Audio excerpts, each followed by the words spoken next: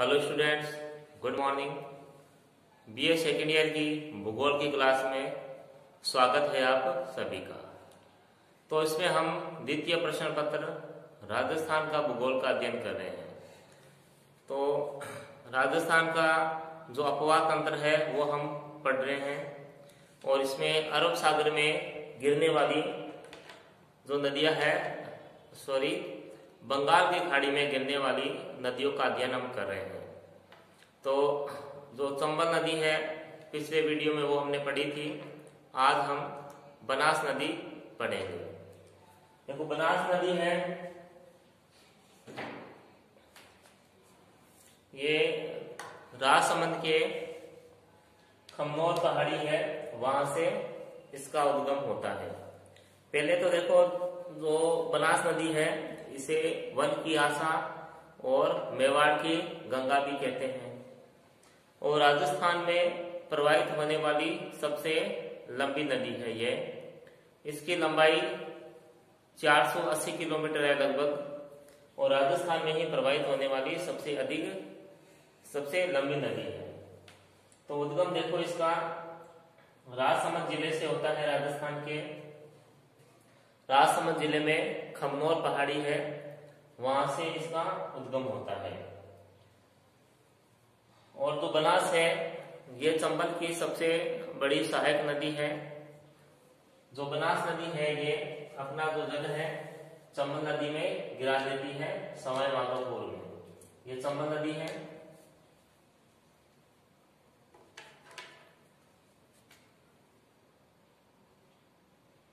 ये चंबल नदी है। चंबल नदी में अपना जल गिराती है। ये रामेश्वरम जगह है जो कि सवाई माधोपुर में स्थित है। तो यहाँ यह अपना जल गिरा देती है। उसके बाद वो चंबल नदी है, इस पे 3 संगम भी बनते हैं। 3 संगम का मतलब जब 2 या 3 नदियां जब आपस में मिलती है तो इसे संगम कहते हैं। तो जो बनास नदी है इसके 3 संगम बनते हैं। देखो एक यहाँ बन रहा है, रेड मार्कर से ये हाईलाइट किया हुआ है। तो 3 संगम इसके बनते हैं। तो नदी है ये राजसमंद से प्रवाहित होती है और राजसमंद के बाद चित्तौड़, फिर भीलवाड़ा, अजमेर, टोंक और सवाई माधोपुर में ये अपना जल चंबल में गिरा देती है। यानी लगभग 6 जिलों से यह नदी प्रवाहित होती है, बनास नदी। पहला है राजसमंद, फिर चित्तौड़गढ़, भीलवाड़ा, अजमेर, टोंक और सवाई माधोपुर। तो इन 6 जिलों से यह नदी प्रवाहित होती है। और पूर्वी राजस्थान में जलोढ़ मृदा पाई जाती है। यह नदी तो बह रही है या पूर्वी राजस्थान की में बहती है और यहाँ जलोढ़ मृदा पाई जाती है। और जहाँ जलोढ़ मृदा होती है वहां पर गेहूं की कृषि की जाती है। तो पूर्वी राजस्थान में गेहूं की कृषि होती है। उसके बाद इस क्षेत्र में जो बनास नदी है यहाँ भौम जल स्तर ऊंचा है। भौम जल स्तर का अर्थ हुआ अंडरग्राउंड वाटर, उसे भौम जल स्तर कहते हैं। तो वो ऊंचाई पर है यहाँ पे। और जो पूर्वी मैदान है राजस्थान का, यहाँ पे जो सिंचाई है वो नलकूपों के द्वारा होती है। अब जब अंडरग्राउंड वाटर की हाइट ऊपर तक है तो यहाँ नलकूप होना आसान होता है। तो इसलिए यहाँ जो सिंचाई है वो नलकूपों के द्वारा होती है, जिसे ट्यूबवेल भी कहते हैं। और उसके बाद देखो इसमें सहायक नदियां देखते हैं इसकी। बनास नदी की सहायक नदियां देखो, कोठारी नदी है, फिर खारी नदी, डाई नदी, ये इसकी सहायक नदियां हैं। फिर है आयर नदी, फिर मेनाल नदी, ये इसके सहायक नदियां हैं। अब आयड़ नदी देखो, ये गोगुंदा की पहाड़ियों से निकलती है, उदयपुर से। आयड़ नदी उदयपुर से निकल रही है, गोगुंदा की पहाड़ियों से। आयड़ नदी का जल जब उदय सागर झील में गिरता है, आयड़ नदी का जब उदय सागर झील में गिरता है, झील में गिरने के बाद ये नदी वापस निकलती है जब, तब उसे बेड़च नाम से जानते हैं। यानी आयड़ नदी है, आयड़ नदी का नाम ही बेड़च नदी है। मगर जब आयड़ नदी उदय सागर झील में गिरती है, गिरने के बाद जब ये वापस निकलती है, नदी वापस प्रवाहित होती है, तब इसे बेड़च कहते हैं। यानी इसका जो नाम है वो बदल जाता है। तो आयड़ नदी के पास आयड़ सभ्यता थी, वो प्राचीन सभ्यता थी, वो यहाँ पनपी थी। उसके बाद है देखो मेनाल नदी है, ये विगोद स्थान है, ये भीलवाड़ा से ये नदी है, ये निकलती है। तो यहाँ देखो संगम बन रहा है, एक तो बनास नदी, ये जो नदी है देखो ये बनास है,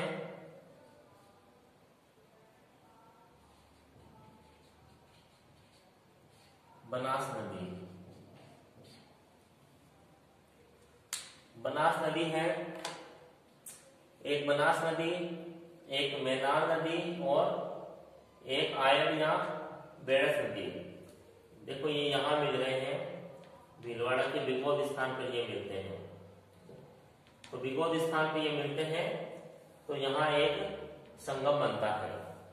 तो ये याद रखने होंगे, जैसे प्रश्न आता है कि जो विगोद है वहां पर किन नदियों का संगम होता है, तो बनास, आयड़ और मेनाल, इन 3 नदियों का यहाँ संगम होता है विगोद भीलवाड़ा में। उसके बाद देखो कोठारी नदी है, कोठारी नदी का जो उद्गम है वो राजसमंद जिले से ही होता है। राजसमंद जिले में दिवेर की पहाड़ियां है, वहां से कोठारी नदी का उद्गम होता है। तो कोठारी नदी पे एक बांध भी बना हुआ है, भीलवाड़ा में मेजा बांध बना हुआ है कोठारी नदी पे, और ये राजसमंद से भीलवाड़ा में प्रवेश करती है, और यहाँ भीलवाड़ा में मेजा बांध बना है कोठारी नदी पे। उसके बाद है देखो खारी नदी। खारी नदी का जो उद्गम है वो भी राजसमंद से होता है। राजसमंद की ये बिजराल की पहाड़ी से खारी नदी का उद्गम होता है। तो 3 नदियों का उद्गम हो रहा है, राजसमंद से बनास भी प्रवाहित हो रही है, फिर कोठारी और फिर खारी नदियां, सभी का जो उद्गम है वो राजसमंद से हो रहा है, और अलग अलग स्थान पर ये फिर बाद में बनास नदी में मिल जाती है नदियां। तो ये जो नदी अजमेर और टोंक में प्रवाहित होती है, और जो बनास टोंक में बनास नदी पर देखो बिसलपुर परियोजना एक बनी हुई है, जो कि राजस्थान की पेयजल की सबसे बड़ी परियोजना है। जो बिसलपुर जो परियोजना है, इससे जयपुर और अजमेर को पीने के लिए पानी उपलब्ध होता है। तो बिसलपुर जो परियोजना है टोंक जिले में स्थित है, और राजस्थान की सबसे बड़ी पेयजल परियोजना है।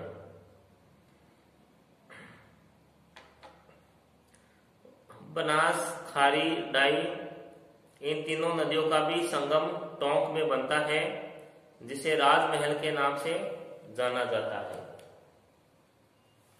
ये देखो यहाँ संगम हो रहा है, देखो खारी नदी का ये डाइल नदी और ये बनास है यहाँ पे। इन तीनों का भी यहाँ संगम होता है, जिसे राजमहल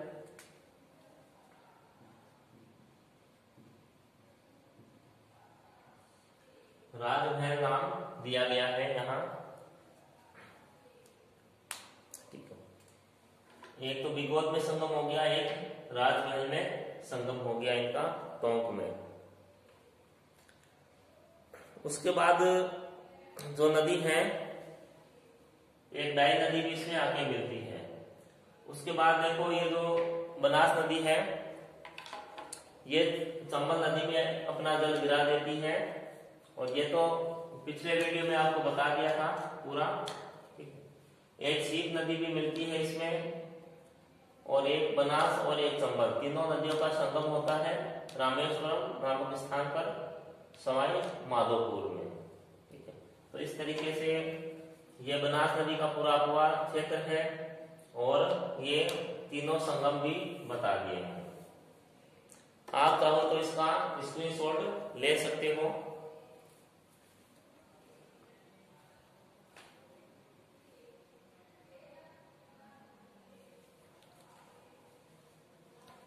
स्क्रीनशॉट ले लिया होगा। अब देखो इसमें जो बनास नदी है,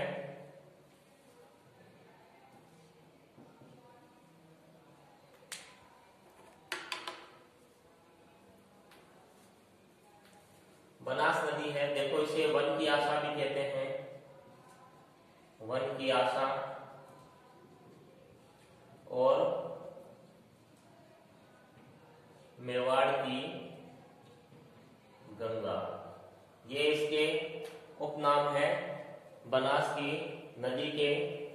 इसे वन की आशा भी कहते हैं और मेवाड़ की गंगा भी कहते हैं। उसके बाद देखो इसकी जो लंबाई है, ये 480 किलोमीटर है। पूर्णतः राजस्थान में बहने वाली सबसे लंबी नदी है यह। राजस्थान के देखो पूर्वी मैदान में प्रवाहित होती हैं।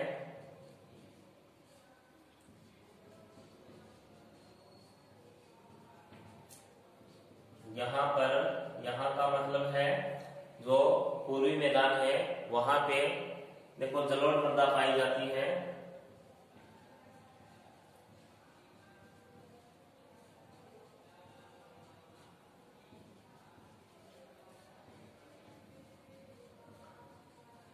जो जलोढ़ मृदा होती है वो फसलों के लिए सबसे उपयुक्त मिट्टी होती है, जलोढ़ मृदा।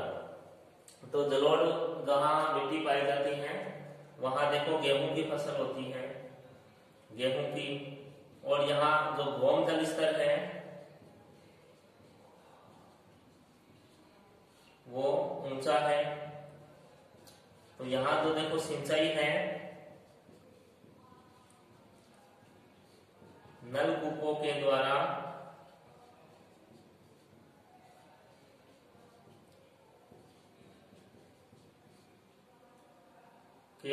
होती है। तो सिंचाई है नलकूपों के द्वारा यहाँ होती है। और ये जो नदी है 6 जिलों में प्रवाहित होती है। राजसमंद, चित्तौड़, 6 जिलों में प्रवाहित। देखो राजसमंद,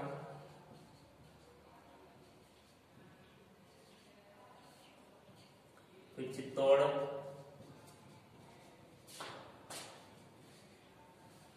चित्तौड़गढ़ के बाद है भीलवाड़ा, भीलवाड़ा है, राजसमंद, चित्तौड़गढ़, भीलवाड़ा, फिर अजमेर,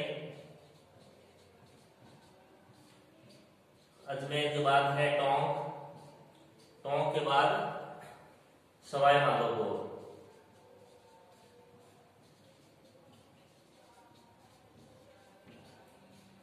तो 6 राजस्थान के 6 जिलों में प्रवाहित होती है बनास नदी। राजसमंद, चित्तौड़गढ़, भीलवाड़ा, अजमेर, टोंक और सवाई माधोपुर, 6 जिलों से यह प्रवाहित होती है। और बनास नदी पर तीन देखो इसमें संगम बनते हैं।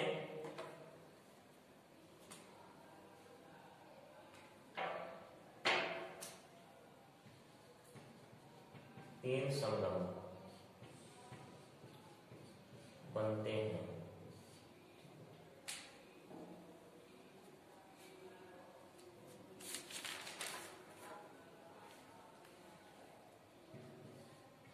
पहला है बिगोद, भीलवाड़ा में,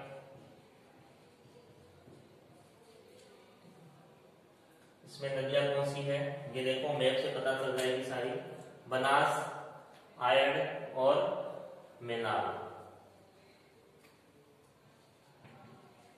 बनास, आयड़ और मेनाल, ये 3 नदियां हो गई। फिर है राजमहल, ठीक है, फिर राजमहल टोंक में,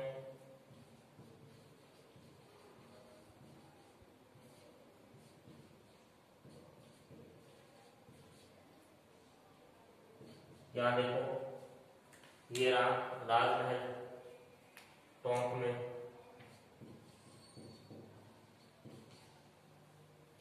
यहाँ देखो कौन सी नदियां मिल रही है, बनास तो है ही, ये खारी और डाई, तो बनास, खारी और डाई, ये 3 नदियां हो गई राजमहल टोंक में। उसके बाद है ये रामेश्वरम, सवाई माधोपुर, तीसरा संगम है रामेश्वरम, सवाई माधोपुर।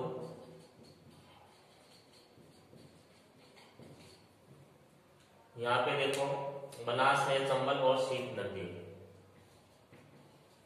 बनास, सीप और चंबल नदी। तो इस तरह से ये देखो 3 संगम यहाँ बनते हैं, ये क्रम से लिख दिया है,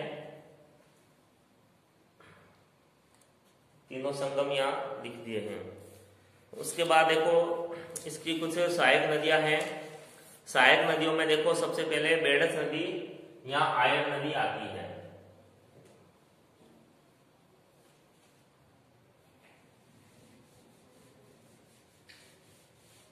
बेड़स या आयड़ नदी,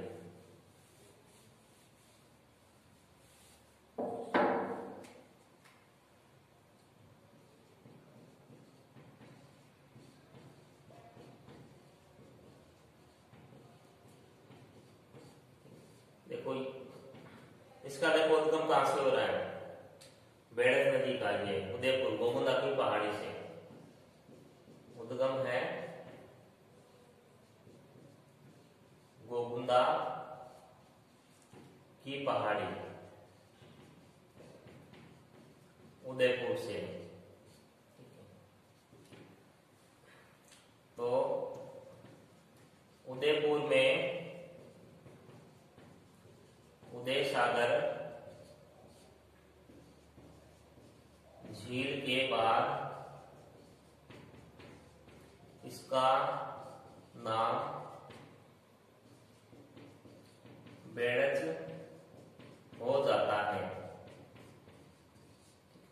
उदयपुर में जो उदय सागर झील है उसमें गिरने के बाद इसका नाम बेड़च हो जाता है। और यह जो बेड़स नदी है उदयपुर, चित्तौड़गढ़ और भीलवाड़ा में बहने के बाद ये बनास में मिल जाती है। और चित्तौड़गढ़ में इसकी सहायक नदी गंभीरी इसमें मिलती है। और जो गंभीरी नदी है वहां पे देखो चित्तौड़गढ़ का जो दुर्ग है वो स्थित है। चित्तौड़गढ़ का जो दुर्ग है वो ये मेसा पठार पर स्थित है, बहुत ही ऊंचाई पर स्थित दुर्ग है चित्तौड़गढ़ का दुर्ग। और चित्तौड़ में जो मैनाल नदी है वो देखो एक जलप्रपात का निर्माण भी करती है। मैनाल नदी है वो चित्तौड़गढ़ में जलप्रपात का निर्माण भी करती है। उसके बाद देखो नेक्स्ट है कोठारी नदी। कोठारी नदी देखो दिवेर की पहाड़ियां राजसमंद से निकल रही हैं और भीलवाड़ा में इस नदी के ऊपर मेजा बांध है। ये कोठारी नदी है, इस पे मेजा बांध बना है, मेजा बांध है कोठारी नदी पे। इसके बाद देखो खारी नदी है, ये खारी नदी है, उद्गम बिदरार की पहाड़ियां राजसमंद से ही इसका उद्गम होता है। अजमेर टोंक में ये प्रवाहित होती है। उसके बाद जो टोंक में है, देखो टोंक में ये जो टोंक जिला है यहां पर एक बिसलपुर बांध बना हुआ है, बिसलपुर बांध। अब जो बिसलपुर बांध है ये देखो ये राजस्थान की सबसे बड़ी पेयजल योजना है। राजस्थान की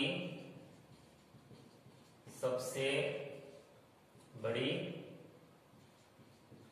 पेयजल परियोजना है ये बिसलपुर बांध, जिससे जयपुर और अजमेर को पीने के लिए जल प्राप्त होता है।